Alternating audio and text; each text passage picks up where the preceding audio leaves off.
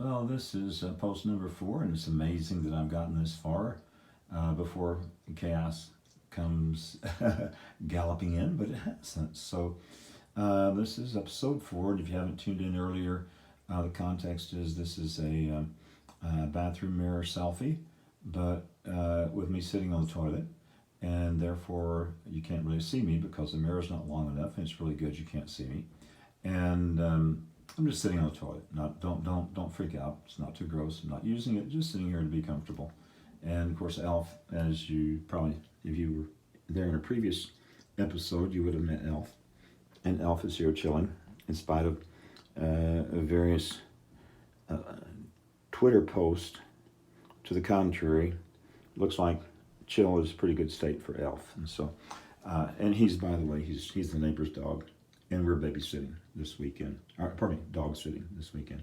So anyhow, Alf and I will continue with this fourth and maybe final or maybe penultimate, maybe the ultimate final post in this series.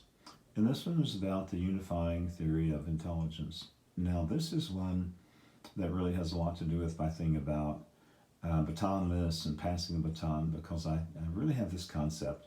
And I want to pitch it out here in case I don't survive beyond this ultimate post, and let somebody noodle about it and kind of dig into it. But we've heard about the emotional intelligence. Howard Gardner's thing about emotional intelligence, and of course, before the concept of emotional intelligence, the big thing was IQ, intelligence quotient, and so you get IQ and EQ, and the emotional quotient, I guess. And then Gardner came up with a refinement, I guess, or extension of his theories and ideas and constructs called multiple intelligences. And for some reason, which right now at this moment remains kind of obscure to me, I was thinking very much on this most momentous day of my life about significance. And maybe it wasn't thinking about being a dad, because that's my thing. If you've ever watched my TED Talk about imparting significance to my girls, that as a kid coder and laying down those lines of code, the most important one that I lay down is that, hey,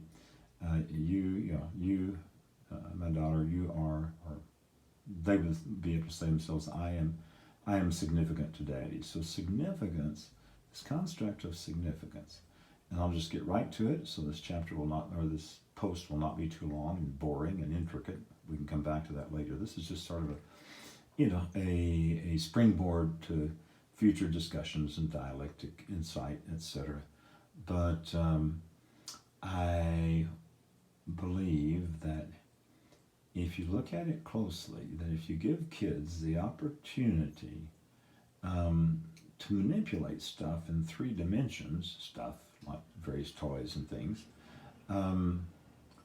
that it helps them build out their mental or cognitive ability to assign what I call significance at a distance. So fundamentally, it's so essential that, first of all, the children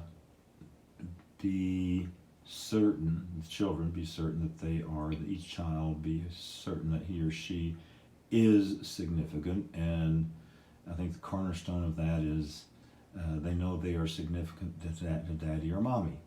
And I'm sure that there are ways of overcoming the situations where daddy and mommy are not there, or spend more time on their phones than they do with their kids, and make the kids feel like they're Facebook orphans and not as significant as the phone. But anyhow, I do believe that there are ways to overcome that, probably, but the best thing is that a kid grows up feeling that they are significant, or a kid grows up feeling like he or she is significant to mommy, significant to daddy, significant in the world, and then significant in school, significant in the community, significant to friends.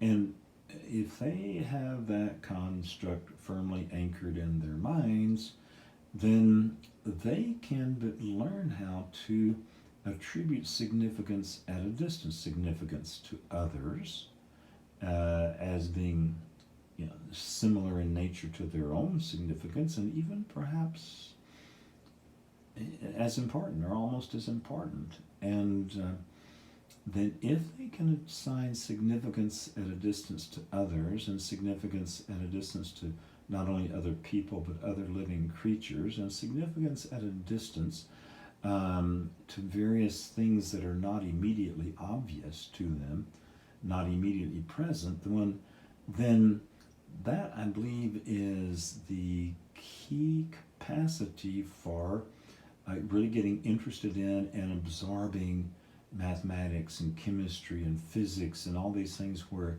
we need to get, sort of out of ourselves, but relate to ourselves, relate these specific things to ourselves as something that become things that become an extension of our being in a way, and have significance, and therefore can be very, very interesting, even though they can be not at all immediate. They can be as abstract as some, the formula of some chemical equation or some concept, and ultimately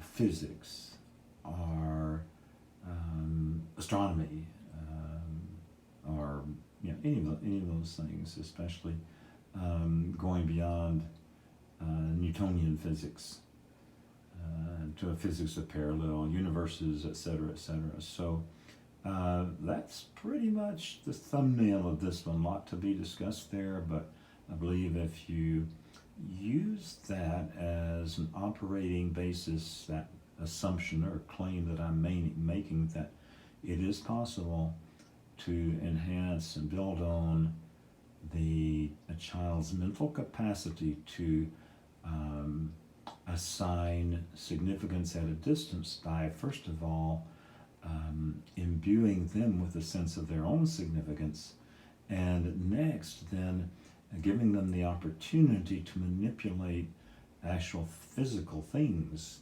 in time and space, developing the cognitive capacity to think in not just two dimensions, but beyond the flat pages of the book, to three dimensions, as you work with three-dimensional modeling tools, and then to understand dimensions beyond, or begin to intuit dimensions beyond three dimensions, and dimensions that are emotional, because in Howard Gardner's world, there are these dimensions of various types of intelligences based on